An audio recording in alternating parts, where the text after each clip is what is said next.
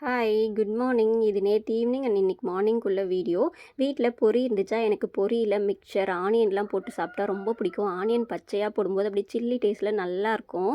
அதிலே கொஞ்சமாக oil mix பண்ணி சாப்பிட்டேன். யாருக்கெல்லாம் இந்த டேஸ்ட் ரொம்ப பிடிக்கும், யாரெல்லாம் இந்த மாதிரி ட்ரை பண்ணியிருக்கீங்கன்றதை மறக்காமல் கமெண்ட்டில் சொல்லுங்கள். அப்படியே வெளியில் உட்காந்து சாப்பிட்டுட்டு இருக்கும்போதே ஃபயர் ரெஸ்கியூ வேனு பின்னாடி ஆம்புலன்ஸ்லாம் போச்சு. அப்புறம் என்னாச்சுன்னு தெரியல, பக்கத்தில் ஃபோன் பண்ணி கேட்டால் பக்கத்தில் எங்கேயோ ஒரு வீட்டில் ஃபயர் ஆயிடுச்சு அப்படின்னு சொன்னாங்க. வீட்டில் இருக்கக்கூடிய திங்ஸு, பீரோ, ட்ரெஸ்ஸு, அவங்க பசங்களோட சர்டிஃபிகேட் முதற்கொண்டு எல்லாமே எரிஞ்சிருச்சு அப்படின்னாங்க. எங்கள் ஊரில் பருத்தி ஃபேமஸாக, பருத்தி காசு ஆடி மாதம் தான் வந்துச்சு.